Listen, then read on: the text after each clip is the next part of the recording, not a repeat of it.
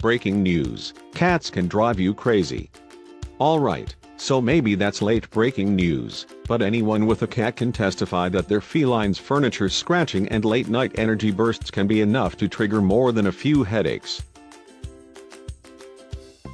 However, recent studies show that owning cats can have a very real effect on our brains.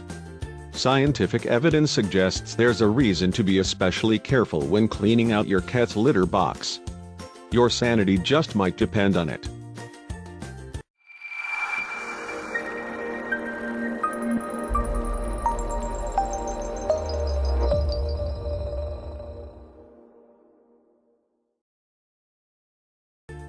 If you've ever lain awake at night, staring at the ceiling while your cat is bouncing off the wall, then it shouldn't come as a surprise when people say your feline friend will drive you crazy.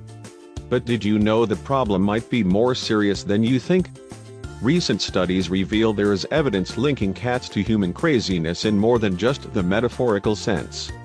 That's right, your precious kitty could actually be driving you bonkers, but you'll be surprised to learn why.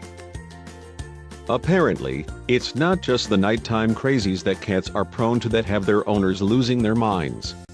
Rather, there's something specific that cats carry that affects our brain chemistry.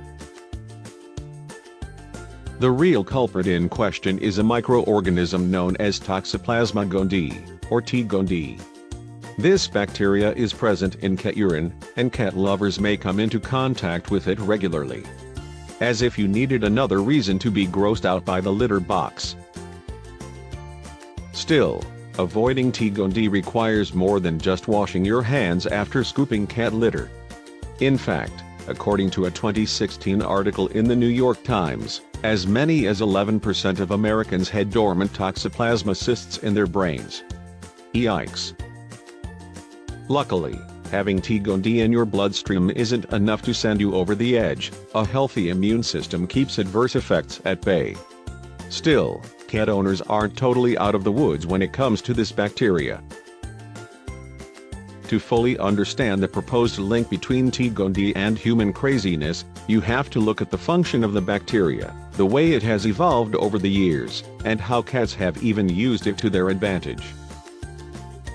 T. gondii is spread when a cat consumes something contaminated with the bacteria, which then reproduces in its digestive system. It's passed through urine and feces, which then infects other animals, namely, rats. Studies show that rats that have been infected with T. gondii actually lose their sense of fear toward cats.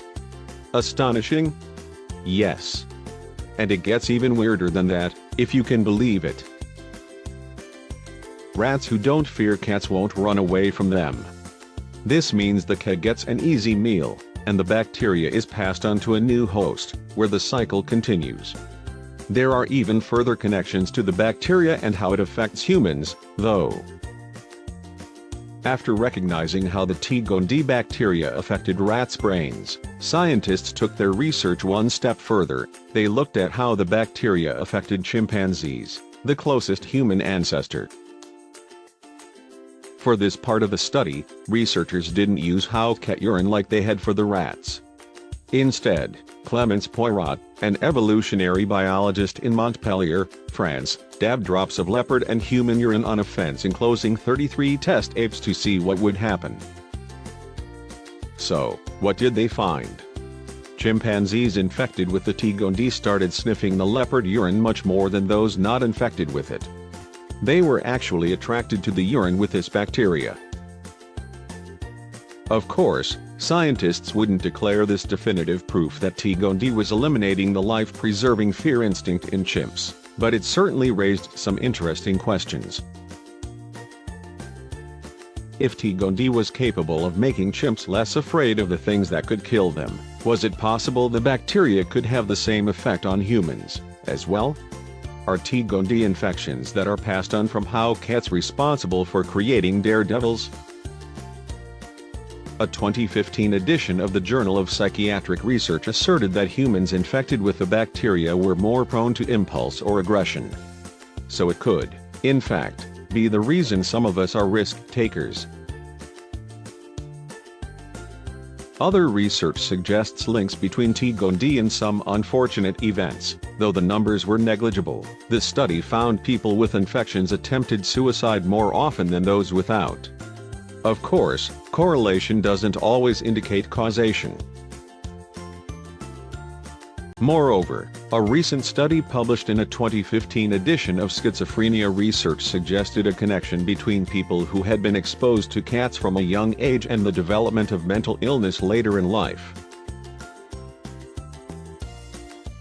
Still, it's worth it to note that the scientific community hasn't drawn any definitive conclusions, and it's currently engaged in a spirited debate over whether this evidence is conclusive or just a coincidence. In the end, no research suggests holding off on getting a new kitty because it might make you crazy. After all, cats, like many pets, offer many benefits, such as companionship. Still, you may want to be thorough when you wash your hands after scooping out the litter box, just in case.